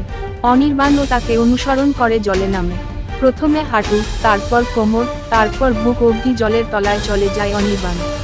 কিন্তু তাও সেই অদ্ভুত মুগ্ধতা কিছুতেই যেন কাটিয়ে উঠতে পারে না। জলের স্তর তার গলা ছেড়ে নাক স্পর্শ করে। অনির্বাণ ধীরে ধীরে ডুবছে। দম বন্ধ হয়ে আসছে ওর, কিন্তু শরীরে বিন্দুমাত্র ছটফটানি নেই। কেবল একটাই কণ্ঠস্বর ভেসে আসছে ওর কানে, অনির্বাণ, এসো, এদিকে এসো, আমি যে তোমার জন্য অপেক্ষা করে আছি। অনির্বাণ। ধীরে ধীরে জলের অতলে ডুবতে থাকে অনির্বাণ। আর তার সাথে ভেসে আসে সেই নুপুরের শব্দ ও সেই সুরেলা ডাক, অনির্বাণ, এদিকে এসো। কি অদ্ভুত মুগ্ধতা মেশানো আছে সেই ডাকে। শুনলেই সারা শরীর যেন অবশ হয়ে আসে। সমাপ্ত। চতুর্থ গল্প আলমিরা। ঘনশ্যাম বাবুর পুরনো জিনিস সংগ্রহ করার বাতিকটা যেন দিন দিন বেড়েই চলেছে। কিছু সময় পূর্বেও এটা বেশ নিয়ন্ত্রণে ছিল। মাঝে মাঝে এই পেন, ধূপদানি, টেবিল ইত্যাদি ছোটখাটো জিনিস কিনেই তিনি বেশ মজে থাকতেন। বছর 40-এর ঘনশ্যাম বাবু বিবাহ করেননি। সরকারি চাকুরে হওয়ার জন্য মাইনে বিশাল, কিন্তু ভোগ করার লোকের বড় অভাব। তাই এই বাতিকটা তার শরীরের ভিতর আরো প্রগাঢ় হয়ে বসেছিল। গল্ফগ্রিনের দুতলা বাড়িটা আজ প্রায় মিউজিয়ামে রূপান্তরিত হয়েছে। কি নেই তাতে, সব কিছুই তিনি কিনতেন। কিন্তু এই মাস 6 হলো তার বাতিকটা যেন আরো বেশি করে চাগার দিয়ে উঠেছে। এবার তিনি ছোট জিনিসের থেকে বড় জিনিসের উপর দৃষ্টিপাত করেছেন। তার কথায়, ছোট জিনিস কিনে আর মন ভরে না, এবার একটু বড় হওয়া চাই। টাকাগুলো তো আর স্বর্গে নিয়ে যাব না, যতদিন আছি একটু খরচ করেই যাই। বউ থাকলে না হয় ভাবো তুমি, মনে মনে বলে একটা গভীর দীর্ঘশ্বাস ফেলতেন। বিয়ে যে তিনি করতেই চাননি এমনটা নয়, বিয়ে করতে চেয়েছিলেন, কিন্তু সেই সময় বাড়ির এমন টানাপোড়েন অবস্থা, তাই বাড়ি বাঁচাতে গিয়ে বয়স গেল বেড়ে। তারপর আর বিয়ে করাই হলো না। সঠিক পাত্রীও পাওয়া গেল না ওনার জন্য। তবে বয়স যে আহামরি তেমনটা নয়, কিন্তু সমস্যা বাঁধল তার এই বিদ্যুটে সেকেলে নাম। অগত্যা আর কি করা যাবে ভেবে নিয়ে খানিক হাপিত্যেশ করে বিয়ের স্বপ্ন পরিত্যাগ করলেন। তাই এই বড় বাড়িতে সঙ্গী হিসেবে কেবল তিনি ও তার এই মুখ ও বধির জড় বস্তু। ঘনশ্যাম বাবু কিন্তু এই মুখ আর বধির বস্তুদের বড়ই ভালোবাসেন। তিনি মনে করেন এদের ভালোবাসা সোজা, এদের বফলেও কোনো টু শব্দ করে না। এদেরকে যতটা ইচ্ছে তত ভালোবাসা যায়, আবার ঘৃণাও করা যায়, নিজের মর্জি মাফিক। এতে বেশ একটা আনন্দ আছে, যা মানুষদের ভালোবেসে নেই। এই যুক্তি খাড়া করেই ঘনশ্যাম বাবু প্রায় 15টা বছর এমনভাবেই কাটিয়ে দিলেন, একা, নিঃসঙ্গ। 25 বছর অবধি অবশ্য বাবা মা ছিলেন। তারপর চাকরির সূত্রে বদলি হয়ে কলকাতা। তারপর থেকে একা, মাঝে মাঝে অবশ্য যান তার নিজের বাড়ি বাংলাদেশে। তবে এই কয়েক বছর হলো সেটাও প্রায় বন্ধ। এইবার আসি আসল ঘটনায়। ঘটনাটির সূত্রপাত ঘটে রবিবার দিনে। আর 5টা সাধারণ দিনের মতনই ঘনশ্যাম বাবু সকাল 5টায় উঠে প্রাতঃভ্রমণে বের হন। তারপর আধ ঘন্টা পার্কের রাস্তায় দৌড়ে হেঁটে ঠিক 5.45 নাগাদ বাড়ি এসে উপস্থিত হন। খবর কাগজের লোকটি ঠিক 15 মিনিট পর একটা বাংলা দৈনিক ঘনশ্যাম বাবুর দরজার ঢুকে আটকে চলে যায়। ঘনশ্যাম বাবু নিজের হাতে চা ও ব্রেকফাস্ট বানিয়ে খবর কাগজটা নিচে থেকে নিয়ে এসে ড্রয়িং রুমে সোফায় হেলান দিয়ে বসে চা আর ব্রেকফাস্ট গলাধঃকরণ করতে করতে খবর কাগজের পাতা ওল্টাতে শুরু করেন। ওল্টাতেই একটা জায়গায় এসে তার চোখ আটকে যায়। একটা বড় নামি দামি আসবাবপত্রের কোম্পানি একটা বিজ্ঞাপন দিয়েছে। 250 বছরের পুরনো এন্টিক আলমিরা বা আলমারি বিক্রয় আছে। আজ দুপুর ঠিক 1টায় আলমারিটি নিলামে তোলা হবে। যে বেশি দাম হাঁকবে, এই অতি মূল্যবান বাদশাহী আলমারি তার।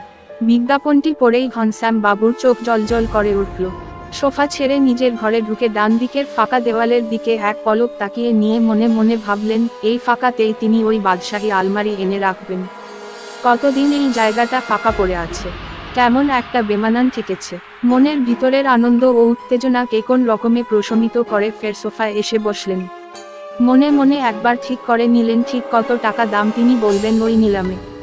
বাজার থেকে মাংস কিনে রান্না করে বেশ পরিতৃপ্তির সাথে আহারাদি সমাপ্ত করে তার প্রিয় ব্যাগটা কাঁধে ঝুলিয়ে বেরিয়ে পড়লেন ওয়েলিংটন স্ট্রিটের উদ্দেশ্যে। ওই নামি দামি আসবাবপত্রের কোম্পানিটি ওখানেই অবস্থিত। ঘনশ্যাম বাবু যখন বাড়ি থেকে বেরোলেন তখন বাজে 12টা 10। রাস্তা ফাঁকা থাকলে পৌঁছাতে 40 মিনিটের বেশি লাগা উচিত নয়। বাড়ি থেকে বেরিয়ে বড় রাস্তায় এসেই একটা হলুদ ট্যাক্সিকে হাত দেখিয়ে দাঁড় করিয়ে এক লাফে উঠে পড়লেন তাতে। তার লাফানোর বহর দেখে বোঝা যায় তার মনের উত্তেজনা ঠিক কোন সীমায় গিয়ে উপনীত হয়েছে। ঘনশ্যাম বাবুর গণনা অক্ষরে অক্ষরে মিলে গেল। ঠিক 12.50 তিনি নামলেন সেই আসবাবপত্রের দোকানটির ঠিক সামনে। বুকের ভিতর একটা আলাদাই গুরু গম্ভীর আওয়াজ শুনতে পেলেন তিনি। এটা যে উত্তেজনা আর কৌতূহলের, তা তিনি বিলক্ষণ বুঝতে পারলেন। সামনে সিকিউরিটি গার্ডকে সবিস্তারে বলতে তিনি দরজা খুলে দিয়ে বলেন, আন্দার মে চলে যাও, কুছ সময় কে বাদ নিলাম আরম্ভ হোগা। ভিতরে ঢুকতেই একটা আলাদা শিরশিরানি অনুভব করলেন ঘনশ্যাম বাবু। কি কারণ তিনি তখনও বোঝেননি। সামনে রাখা চেয়ারে উপবিষ্ট হতেই সামনের দেয়ালে তাকিয়ে বুঝতে পারলেন তার শিরশিরানি কারণ। 3টে বড় বড় এসি চলছে, আর 5 মিনিট বাদেই নিলাম শুরু। লোকে পুরো ছেয়ে গেছে হলোটা। ঘনশ্যাম বাবু অবশ্য সামনের দিকে জায়গা পেলেন না। তিনি পেছনের সারির 3টে সারি আগেই এসে বসলেন। যাই হোক, এই কারণে একটু হলেও মনক্ষুণ্ণ হয়েছিলেন তিনি। ঠিক 1টায় নিলাম শুরু হলো। ঘনশ্যাম বাবু দেখলেন একটা বড় লোহার ঠেলা গাড়ি করে আপাদমস্তক চাদরে মোড়া বস্তুকে দর্শকদের সামনে আনা হলো। হঠাৎ করেই যেন ঘনশ্যাম বাবুর হৃদকম্পন 1 লাফে কয়েক গুণ বেড়ে গেল। একজন লোক এসে এক টানে খুলে দিল সেই আপাদমস্তক ঢাকা চাদরটা। চাদর সরতেই যে জিনিস চোখের সামনে ভেসে উঠল তার মুগ্ধতা বা তার সৌন্দর্য বলে বোঝানো যায় না। বাদশাহী আমলার ছোঁয়া রয়েছে সেই আলমারির প্রতিটা খাঁজে, তা দেখলেই স্পষ্ট বোঝা যায়। দুটো পাল্লার একটাতে বিশাল বড় একটা আয়না লাগানো, আলমারির হাতলে অপূর্ব নকশা কাটা, আলমারিটির মাথায় ও পায়ের দিকেও নানান রকমের নকশা আঁকা। কি অদ্ভুত সুন্দর দেখতে লাগছিল আলমারিটি। আলমারির আবরণ উন্মোচিত হতেই দর্শকাসনে বসা লোকেদের মধ্যে হাততালির বন্যা বয়ে গেল। সবাই বলাবলি করতে লাগলো যে এই আলমারি যার হবে তার ভাগ্য খুলে যাবে। এমন অপরূপ আলমারি বাড়ির কেবল সৌন্দর্য বৃদ্ধি করবে এমন নয়, তার আভিজাত্যকেও বাড়িয়ে তুলবে কয়েক গুণ। ঘনশ্যাম বাবু কিছুতেই তার লোভ সংবরণ করতে পারছেন না, বারবার আঙ্গুল ফাটাচ্ছেন, হাতে হাত ঘষছেন, কিন্তু কিছুতেই তার উত্তেজনা লঘু হচ্ছে না। মিনিট 2 পরে শুরু হলো নিলাম পর্ব। শুরুতেই একজন লোক বাজে একটা দর হেঁকে বসলেন, 30,000 টাকা। 30,000 1.30,000 2। অন্য একজন লোক বলে উঠলেন, 35,000, তারপর 40,000। এই করে আলমারির শেষ দাম গিয়ে দাঁড়ালো প্রায় 60,000। ঘনশ্যাম বাবু এখনো কোনো দর হাঁকেননি, তিনি কেবল দাঁত দিয়ে নখ কাটছেন। 60,000 টাকা ছুঁয়ে যখন আর কেউই নতুন করে দাম বললেন না, তখন নিলাম পর্ব সংগঠন কারকটি বলে উঠলেন, 60,001, 60,002। আচমকাই ঘনশ্যাম বাবু পিছনের সারি থেকে চেঁচিয়ে উঠলেন, 70,000 টাকা। দাম শুনে রীতিমতো সবাই অবাক হয়ে পিছনে ঘনশ্যাম বাবুর দিকে তাকালেন। সবার চোখে মুখেই অবাক আর কৌতূহলের ছাপ। অবশেষে আলমারিটি 70,000-এই বিক্রি হলো ঘনশ্যাম বাবুর কাছেই। চেক লিখে বাড়ি ফিরে এলেন। আলমারি আসবে কাল অর্থাৎ সোমবারে, তাই তিনি পরের দিন একটা ছুটিও নিয়ে নিলেন। সেই দিন রাতে বেশ একটা আরামের ঘুম হলো ওনার। আলমারিটি সবার থেকে কেড়ে নিতে পেরে যেন একটা যুদ্ধ জয়ের ওপার শান্তি ও প্রশস্তি অনুভব করলেন নিজের মনে। পরের দিন ঠিক সকাল 10টা নাগাদ একটা বড় মেটাডোর এসে থামল ঘনশ্যাম বাবুর বাড়ির সামনে। জানলা দিয়ে উঁকি দিয়ে দেখলেন কালকের সেই চাদরে আপাদমস্তক মোড়া তার সাদের সেই আলমিরা বা আলমারিটি। ঘরে প্রথমবার বউয়ের প্রবেশ ঘটলে যেমন বরণ করা হয়, তেমনি ঘনশ্যাম বাবু তার সাদের আলমারিটি বরণ করে সিঁদুরের টিপ লাগিয়ে ঘরে তুললেন, আর সেটা রাখলেন তারই শোবার ঘরের ডান দিকে। এইবার ঘরটা বেশ ভালো করে তীক্ষ্ণ দৃষ্টিতে পরীক্ষা করে দেখলেন যে না, এইবার ঘরটার যেন একটা লালিত্য, একটা আলাদা সৌন্দর্য ফিরে এসেছে। আহ, কি শান্তি! চাদরটা সরিয়ে তাতে নিজের মুখ একবার দেখে নিলেন। না জানি এই আয়নাতে কত বাদশা বা তার স্ত্রী মুখ দেখেছেন, কত কত স্মৃতি জড়িয়ে আছে এর সাথে। মনে মনে এই সব ভেবেই একটা আলাদা রোমাঞ্চ অনুভব করলেন ঘনশ্যাম বাবু। রাতের আহারাদি শেষ করে নিজের ঘরে বিছানায় এসে বসলেন। তারপর কয়েক মুহূর্ত অপলক দৃষ্টিতে তাকিয়ে রইলেন সেই আলমারির দিকে। মনে মনে ভাবতে থাকলেন, যদি আলমারির প্রাণ থাকতো, তবে আমি একেই নিজের স্ত্রী বানাতাম। আহা, কি সুন্দর রূপ! মুগ্ধ হয়ে যেতে হয়। আলমারির দিকে থেকে চোখ সরিয়ে আলগা একটা হাসি হেসে লাইট অফ করে শুয়ে পড়লেন ঘনশ্যাম বাবু। আচমকা মধ্যরাতে ঘনশ্যাম বাবুর ঘুম গেল ভেঙে। ঠিক কী কারণে তার হঠাৎ এমন ঘুম ভাঙল তিনি ঠাহর করতে পারলেন না। টর্চ ফোনটা হাতে নিয়ে অন করে দেখলেন রাত 3টে বাজে। বিছানার পাশে টেবিলে রাখা জলের বোতল তুলে জল পান করে ফের তিনি শুয়ে পড়লেন। ঘনশ্যামবাবু ঘুণাক্ষরেও টের পেলেন না যে ঘটনার কার্যক্রম ইতিমধ্যেই শুরু হয়ে গেছে। এইভাবে পরপর 2 দিন ঠিক একই সময়ে তার ঘুম ভেঙে যেতে লাগলো অকারণে। কেমন একটা অদ্ভুত অনুভূতি হয় তখন। পরপর 5 দিন এইরকম হওয়ার পরে বড্ড মুষড়ে পড়লেন তিনি। কিছুতেই যেন ঘুম ভাঙার কারণ তিনি খুঁজে পাচ্ছিলেন না। 6 দিনের মাথায় ফের সেই রাত 3টের সময় অকারণেই ঘুম ভেঙে গেল তার। এবার তিনি আর উঠলেন না, চুপটি করে পাশবালিশকে আঁকড়ে ধরে শুয়ে থাকলেন। কয়েক মুহূর্ত পরে তিনি অনুভব করলেন তার ষষ্ঠ ইন্দ্রিয় জানান দিচ্ছে যে এই ঘরে দ্বিতীয় প্রাণী উপস্থিত। নিঃশ্বাস প্রশ্বাসের বেগ হঠাৎ করেই যেন তীব্র হয়ে গেল ঘনশ্যাম বাবুর। ভয় তিনি অবশ্য পাননি, তবে কেমন একটা গা ছমছম ও অস্বস্তিকর পরিবেশ অনুভব করছিলেন। উঠে বসলেন বিছানায়। নাইট বাল্বের আলোয় পরিষ্কার করে কিছু দৃশ্যমান না হলেও অস্পষ্ট ছিল না কিছুই। কিন্তু সেই আলোতেও তিনি অন্য কোনো প্রাণীর উপস্থিতি লক্ষ্য করলেন না। কিন্তু তার মন বলছিল কেউ একজন নিশ্চয় আছে এই ঘরে। ঘনশ্যাম বাবু একটু গলা খাকড়ে আমতা আমতা করে জিজ্ঞেস করলেন, কে আছে এই ঘরে? বেরিয়ে এসো, আমি কিন্তু ছাড়ব না। চোর যদি হও তবে তোমার নিস্তার নেই। সাবধান, কে আছো? বেরিয়ে এসো বলছি। কোনো উত্তর তিনি পেলেন না। নিজের মনে নিজেকেই প্রশ্ন করলেন, তবে কি এটা আমার মনের ভ্রম? উদ্ধৃতি চিহ্ন। তিনি নিশ্চিত হতে ফের একবার প্রশ্ন করলেন, কে তুমি আমার ঘরে? কে? কয়েক মুহূর্ত পরে একটা নারী কণ্ঠস্বর ভেসে এলো ঘনশ্যাম বাবুর কর্ণগহ্বরে। এইবার যেন একটু ভয় ভয় করতে লাগলো তার। গলাটা কেমন যেন শুকিয়ে আসছে। তার ঘরে মেয়ে মানুষ, এ কিভাবে সম্ভব? কে আপনি? অদৃশ্য কণ্ঠস্বর জানান দিল, আমি তাকে। সে আপনি চিনবেন না, তা সে না চেনাই ভালো। আপনি আমার ঘরে প্রবেশ করলেন কি করে? দোহাই আপনার, চলে যান। এই পাড়ায় আমার একটা মান সম্মান আছে। দোহাই আপনার কাছে, চলে যান। হঠাৎ করে খিলখিল করে হেসে উঠল নারী কণ্ঠস্বর। তারপর বললে, ভয় নেই। আপনার এই সাদা চরিত্রে কেউ কালিমালিপ্ত করবে না। আপনি নিশ্চিন্তে থাকুন। ঘনশ্যাম বাবু ফের একবার জল খেয়ে বললেন, কিন্তু আপনি কে? কিভাবে এলেন আপনি? নারী কণ্ঠ ফের উত্তর দিল, আপনার নাম ঘনশ্যাম রায়। তাই না? আপনি জানলেন কিভাবে? সেই সব পরে হবে। তা একটা কথা জিজ্ঞেস করব আপনাকে। ধীরে ধীরে কথা বাড়তে থাকার দরুন ঘনশ্যাম বাবুর সেই উত্তেজনাও ধীরে ধীরে প্রশমিত হতে শুরু করেছিল। তিনি বললেন, হুম করুন। আপনি বিয়ে করেননি কেন? ঘনশ্যাম বাবু কিছু বলতে গিয়েও থেমে গেলেন, তারপর কয়েক মুহূর্ত অন্যমনস্ক থাকার পর বললেন, দাঁড়ান। আমি লাইটটা জ্বালাই। আপনাকে তো দেখতেই পাচ্ছি না। উদ্বেগপূর্ণ নারী কণ্ঠ সাথে সাথে বলে উঠল, থাক না। আলো আমার ভালো লাগে না। আমার অন্ধকার প্রিয়। আপনি বলুন। ঘনশ্যাম বাবু যেন একটু অবাকই হলেন। কিছু একটা বলতে যাচ্ছিলেন, কিন্তু হঠাৎই একটা বিশাল বড় হাই এসে তাকে থামিয়ে দিল। আচমকাই চোখটা কেমন জড়িয়ে এলো ওনার।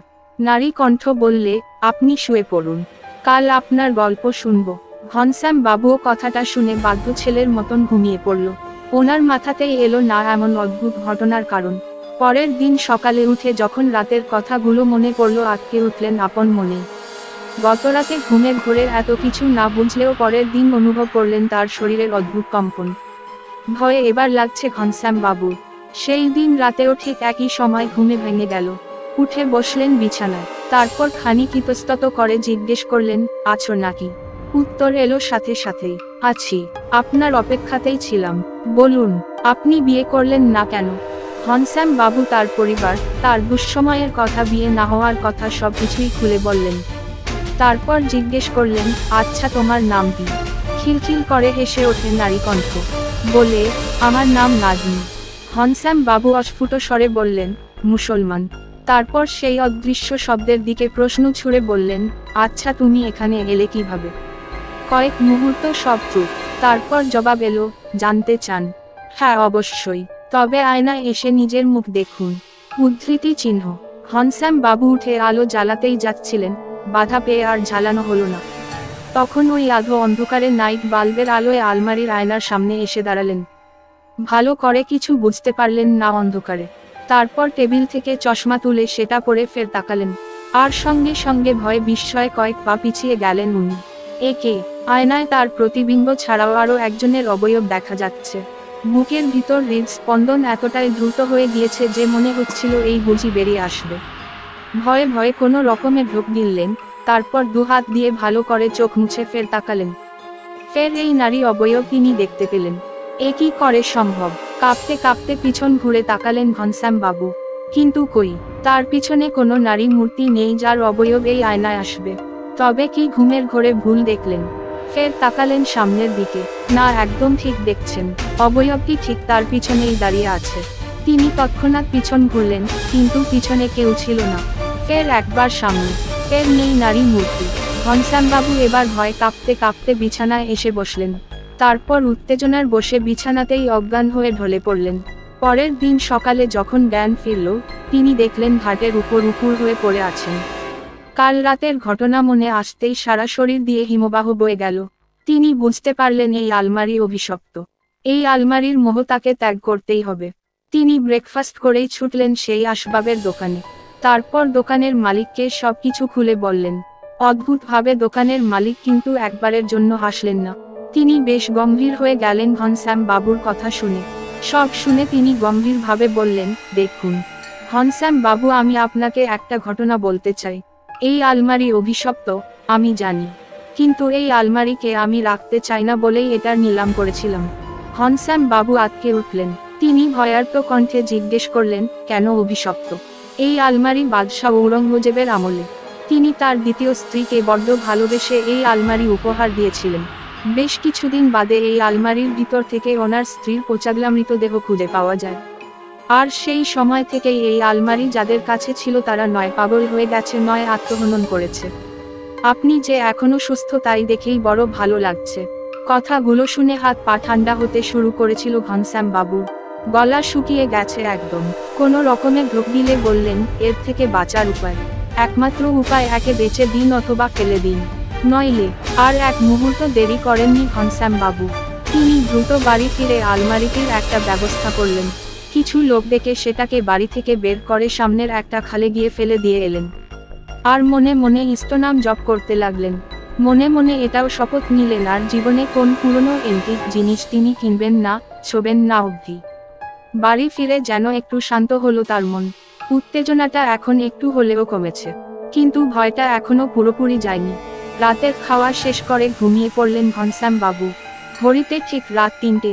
আচমকাই নিজের ইচ্ছার বিরুদ্ধে চোখ খুলে গেল ঘনশ্যাম বাবুর। উঠে বসলেন বিছানায়। তারপর ঘরের ডান দিকে তাকিয়ে দেখলেন আলমারিটা সযত্নে তার আপন স্থানেই বিরাজ করছে। তিনি মুচকি হাসলেন। তারপর হঠাৎই আলমারির আয়নার সামনে এসে উপস্থিত হয়ে বললেন, আহা, হাসা লাগছে তো আমায়। লাল লিপস্টিক, কপালে লাল টিপ, পরনের শাড়িটা বেশ মানিয়েছে আমায়।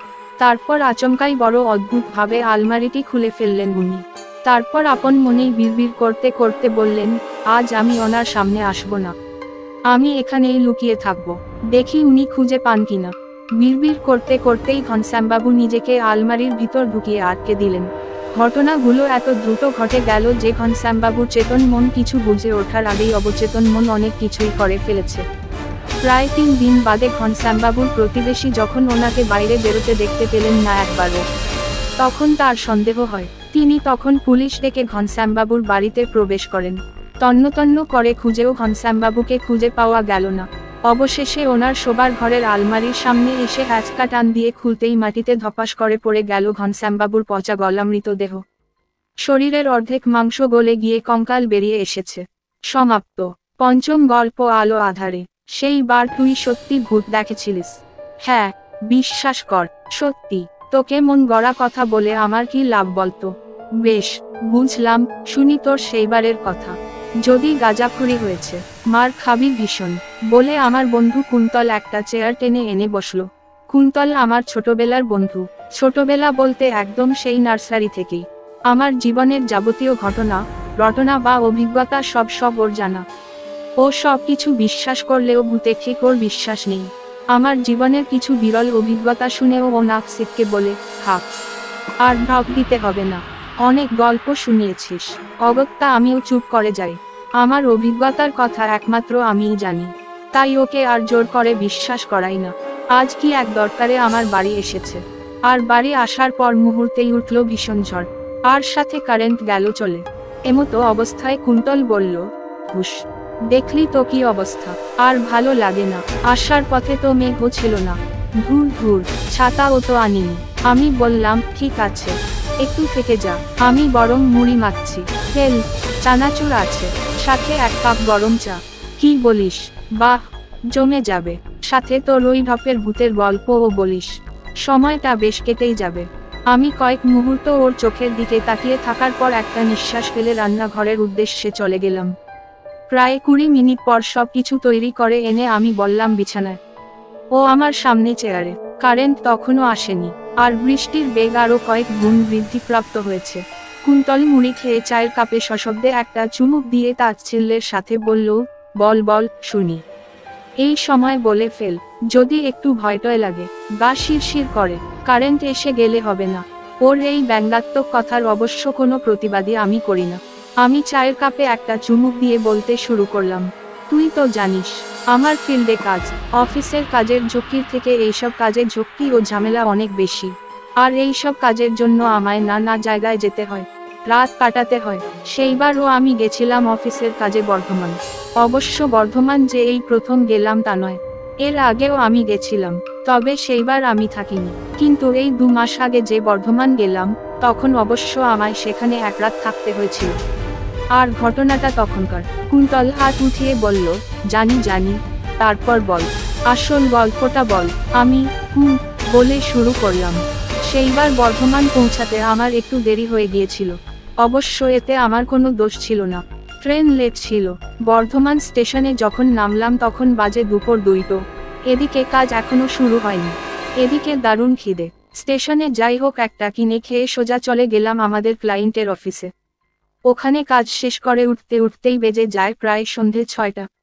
এর মাঝে অবশ্য ওই অফিসের ক্যান্টিনে আমি খেয়ে নিয়েছিলাম, তাই খিদের চাগারটা অতটা দেয়নি।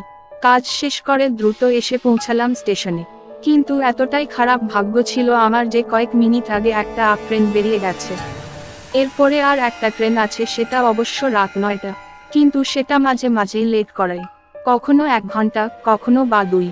কি আর করব ভেবে না পেয়ে স্টেশনেই রাত কাটানোর সিদ্ধান্ত নিলাম। তারপর আমি বলতে যাব, ঠিক সেই মুহূর্তেই বাইরে ভীষণ ধ্বনিতে বাজ পড়ার শব্দ হলো। আমরা দুজনেই একটু হলেও চমকে উঠেছিলাম। তারপর আমি শেষ ট্রেনের টিকিট কেটে স্টেশন মাস্টারকে জিজ্ঞেস করলাম ওখানে থাকার কোনো জায়গা আছে কিনা। স্টেশন মাস্টার ঘাড় নেড়ে বললেন যে এটা তো শিয়ালদা বা হাওড়া না, তাই আপাতত আমায় এই স্টেশনেই থাকতে হবে। আমি অগত্যা মশার কামড় সহ্য করে স্টেশনের মাঝে অবস্থিত একটা চেয়ারে হেলান দিয়ে অপেক্ষা করতে লাগলাম। ধীরে ধীরে যত সময় এগোতে লাগলো, লোক সংখ্যাও ধীরে ধীরে কমতে শুরু করেছিল। রাত তখন 8টা। খিদেটা আচমকাকের চাগার দিয়ে উঠল যেন। স্টেশনের আশেপাশে খাবারের দোকান আছে, তাই সেগুলো বন্ধ হয়ে যাওয়ার পূর্বে আমি চট করে গিয়ে রাতের জন্য রুটি আর তরকারি কিনে নিয়ে এলাম, আর একটা বিস্কুটের প্যাকেট। ভেবেছিলাম ট্রেনে উঠে খাবো। রাত 9টা বাজলো, ট্রেনের আসার কোনো সংবাদ শোনা গেল না। এদিকে আমি একাকী স্টেশনে বসে প্রহর গুনতে লাগলাম। 10টা বাজলো, কিন্তু তখনও ট্রেন আসার কোনো সংবাদ আমি পেলাম না। অতঃপর বাধ্য হয়ে আমি স্টেশন মাস্টারের ঘরের দিকে অগ্রসর হলাম। গিয়ে দেখি উনি একটা লম্বা বেঞ্চে চাদর পেতে শোয়ার তোড়জোড় করছে। আমি গিয়ে ওনাকে ট্রেনের ব্যাপারে জিজ্ঞেস করতে উনি যা বললেন তাতে আমার সারা শরীর কয়েক সেকেন্ডের জন্য অবশ হয়ে গেছিল। এই আপ লাইনের ওভারহেড তার ছিঁড়ে গেছে, সেটা মেরামত হলে ফের স্বাভাবিক হবে ট্রেন, কিন্তু সেটা কখন হবে তার কোনো ঠিক নেই। এই রাতে আমি পড়লাম বড্ড ফাঁকড়ে।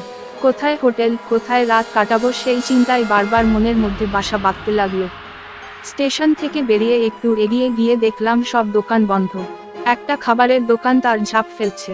আমি দৌড়ে গেলাম তার দিকে, কাছে গিয়ে জিজ্ঞেস করলাম, দাদা, এখানে থাকার কোনো হোটেল পাওয়া যাবে? 1 রাত থাকার? লোকটি পানের পিক রাস্তায় ফেলে বলল, হ্যাঁ, পাওয়া যাবে না কেন? স্টেশনের ধারে যেটা ছিল ওটা অনেক দিন আগেই বন্ধ হয়ে গেছে। এখান থেকে 2 কিলোমিটার রাস্তার পরে আপনি সব হোটেল পেয়ে যাবেন। রাত তখন 11টা। আমি ঠিক কি করব কিছুতেই কিছু বুঝে উঠতে পারছিলাম না। স্টেশনে থাকবো নাকি 2 কিলোমিটার হেঁটে যাব এই রাতে? চোরের উপদ্রব কেমন তাও তো জানি না। সত্যি বলতে একটু একটু যেন ভয় করতে লাগলো আমার। স্টেশন ধীরে ধীরে জনমানব শূন্য হয়ে এলো। এখন গোটা স্টেশনে আমি ছাড়া আর কেউ নেই। কেউ না। অগত্যা উপায়ন্তর না পেয়ে আমি ওই বেঞ্চেই আমার ব্যাগকে বালিশের মতন করে মাথার দিকে রেখে একটা পাতলা চাদর গায়ে টেনে শুয়ে পড়লাম। রাত তখন ঠিক কটা হবে জানি না। হঠাৎ একটা খু খু কাশির শব্দে ঘুমটা ভেঙে গেল আমার। ঘুম জড়ানো চোখে সামনের দিকে চাইতেন, দেখি একজন বয়স্ক লোক, গায়ে চাদর জড়ানো, বসে আছেন। চোখ কচলে একবার চারিদিক তাকিয়ে দেখে নিলাম। স্টেশনের বেশ কিছু আলো নিভিয়ে দেওয়া হয়েছে। 2-1টা জ্বলছে, তারও জ্যোতি খুব একটা জোরালো নয়। এমন আবছা আলো ও অন্ধকারে কেমন একটা গা ছমছমে পরিবেশের সৃষ্টি হয়েছিল এই স্টেশনে। আমি উঠে বসতেই আমার সামনে কিছুটা দূরে মাটিতে বসা লোকটিও নড়ে চড়ে উঠল। আমি ভ্রু কুঞ্চিত করে তাকালাম তার দিকে। সঙ্গে বিশেষ কিছু ছিল না ওর, একটা ছোট্ট নোংরা কাপড়ের ব্যাগ ছাড়া। মাটিতে একটা খবরের কাগজ পেতে বসেছে। আমি হাত ঘড়ির দিকে তাকিয়ে দেখি রাত প্রায় 1টা ছুঁই ছুঁই। একটা বড় হাই তুলে উঠে বসলাম বেঞ্চে। ট্রেন তখনও আসেনি। সামনে বসা লোকটির প্রতি দৃষ্টি যেতেই কেন জানি না বারবার সন্দেহ হতে লাগলো। আমার সাথে অনেকগুলো টাকা ছিল, আর ভয় ছিল সেই টাকাগুলোর জন্যই। আমি মিনিট খানেক সন্নিগ্ধ চোখে তাকিয়ে রইলাম তার দিকে। আচমকাই সামনে বসা লোকটি একটু খুব খুব করে কেশে ভাঙা ভাঙা অদ্ভুত একটা গলায় বলে উঠল, বাবু কলকাতায় থাকেন নাকি? আমার সন্দেহ যেন ধীরে ধীরে বাড়তে শুরু করলো। আমি ব্যাগটা ভালো করে কোলের কাছে আঁকড়ে ধরে বললাম, হ্যাঁ। লোকটি তেমনি একটু কেশে নিয়ে বলল, ও, আপনার ভয় নেই, আমি চোর নই, আপনার ওই ব্যাগ আমি চুরি করব না। লোকটির এই কথা শুনে আমি চমকে উঠলাম। লোকটি জানলো কিভাবে আমার মনের কথা। লোকটি ফিক করে হেসে বলল, আপনি যেভাবে ব্যাগটা আঁকড়ে আছেন তাতে সবাই বুঝতেই পারবে। মনে মনে অবাক হলাম, লোকটির দৃষ্টি আছে বলতে হয়। আমি জিজ্ঞেস করলাম, এই ট্রেন কখন আসবে? বলতে পারেন। শুনলাম তো তার নাকি ছিঁড়ে গেছে। তা কাল ভোরের আগে তো আশাই নেই। কথাটা শুনেই আমার শিরদাঁড়া অবশ হয়ে এলো। সারা রাত আমায় এইভাবে একজন অচেনা লোকের সাথে ভয় ভয় কাটাতে হবে। সর্বনাশ। লোকটি ফের বলল, কাজের সূত্রে এসেছিলেন। আমি ঘাড় নাড়লাম। লোকটি বলল, ও, আমার নাম মদন, আমি এইখানেই থাকি। ঘরে বড্ড গরম, তাই স্টেশনে শুতে আসি। লোকটির কথা শুনে আমি তো অবাক। বলে কি এই লোকটি? ঘরে গরম বলে স্টেশনে? এই লোক বদ্ধ উন্মাদ। কথাটা মনে হতেই ভয়ে আরো বেশ কয়েক গুণ হয়ে চেপে বসলো আমার উপর। জানিসই তো কুন্তল, ভূতের থেকে পাগলের ভয় বেশি। আমার কথা শুনে কুন্তল মাথা নেড়ে বলল। তারপর? লোকটির কথা শুনে আমি কোনো উত্তর দিলাম না। ব্যাগ থেকে বিস্কুটের প্যাকেট বের করে খেতে শুরু করলাম। লোকটি আমার দিকে এক দৃষ্টিতে তাকিয়ে। এই আলো অন্ধকারে লোকটিকে ভালো করে দেখারও উপায় নেই। শুধু এইটুকু বুঝতে পারছিলাম, লোকটির মুখমণ্ডল ছাড়া বাদ বাকি আপদ মস্তক চাদরে আবৃত। চোখ আর মুখ অস্পষ্ট, তবে যেটুকু বুঝলাম তার গাল ভর্তি দাড়ি। চোখের চাহনিও বড় অদ্ভুত। হঠাৎ করে লোকটি বলে উঠল, আমায় একটা বিস্কুট দেবেন, খুব খিদে পেয়েছে। অগত্যা আমি পুরো বিস্কুটের প্যাকেটটা এগিয়ে দিলাম তার দিকে। লোকটি তখন একটা অদ্ভুত কথা বলল, আপনি ছুঁড়ে দিন, আমি নিয়ে নেব।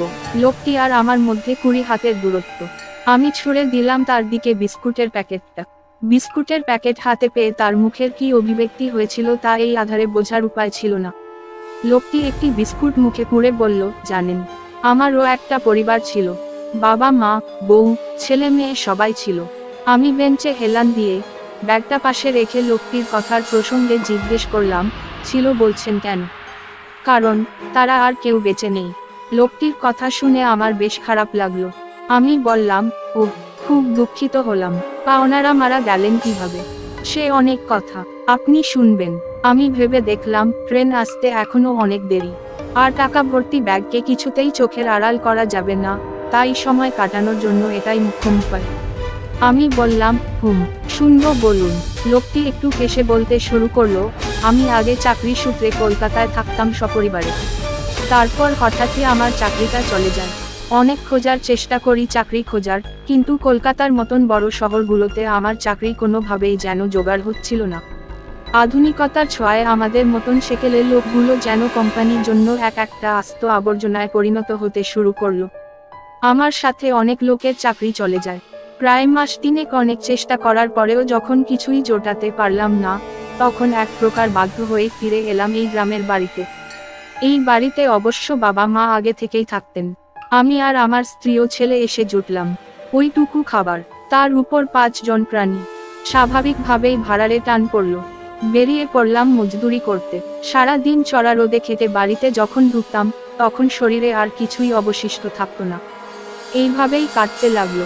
দিন দিন যেন মাথাটাও গরম হতে শুরু করলো। একটু কিছুতেই হঠাৎ হঠাৎ রেগে যেতাম। শরীরের কষ্ট লাঘবের জন্য মদ্যপান শুরু করলাম। শেষে এমন অবস্থা হলো যে লোকে মজদুরের বদলে মাতাল বলেই বেশি চিনতো আমায়।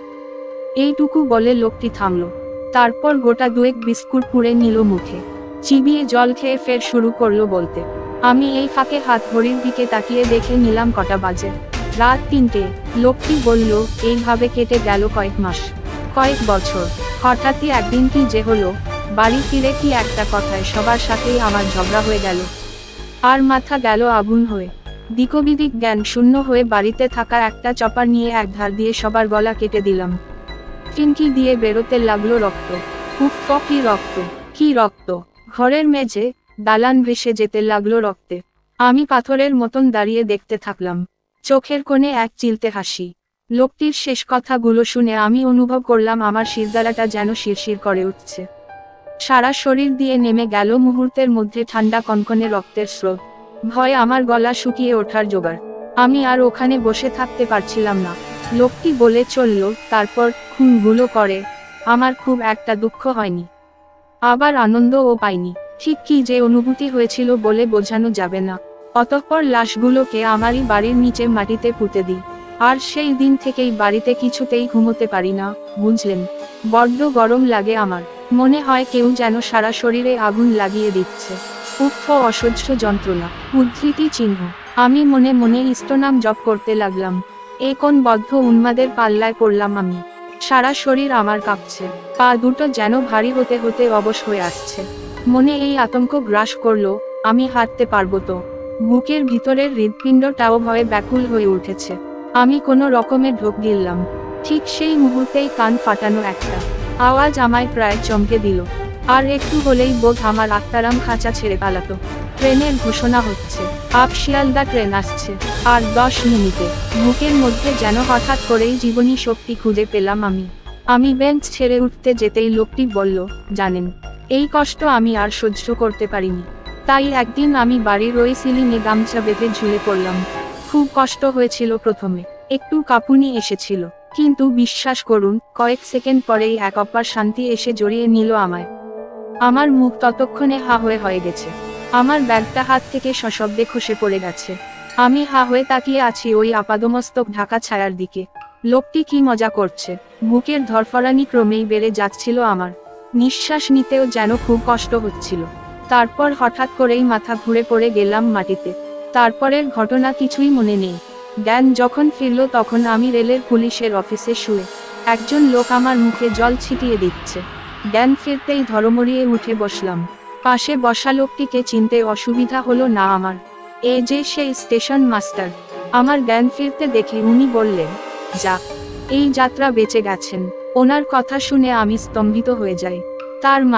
তার মানে আবার কি? ঘুমের ঘোরে আপনি তো মশাই ট্রেন লাইন ধরে হাঁটছিলেন, আর সেই সময় আপ লাইনের ট্রেন আসছিল। ভাগ্যিস আমি আগে ভাগেই দেখতে পাই, নইলে। কোনো কথা নেই আমার মুখে। আমি যেন বোবা হয়ে গেছিলাম। কেবল কষ্ট করে একটা কথা জিজ্ঞেস করলাম কোনো মতে, আচ্ছা ওখানে আর কোনো লোক ছিল কি? লোক? কই, কেউ না। পুরো স্টেশন ফাঁকা, আপনি ছাড়া আর কেউ ছিল না। আমি কাঁপা কাঁপা গলায় বললাম, তাহলে সে কে ছিল? স্টেশন মাস্টার অবাক হয়ে প্রশ্ন করলেন, কি? সেই লোক যে আমার সামনেই বসেছিল, নিজের নাম বলেছিল মদন। স্টেশন মাস্টার ভ্রু কুঁচকে তাকালেন আমার দিকে। তারপর একটা অদ্ভুত কথা বললেন, আপনার কি মাথায় ব্যামো আছে? কি সব আবোল তাবোল বলছেন? আপনি ছাড়া আর কেই ছিল না। আমি আর কথা বাড়াইনি। তারপরের দিন সকালেই ট্রেন ধরে কলকাতা ফিরি।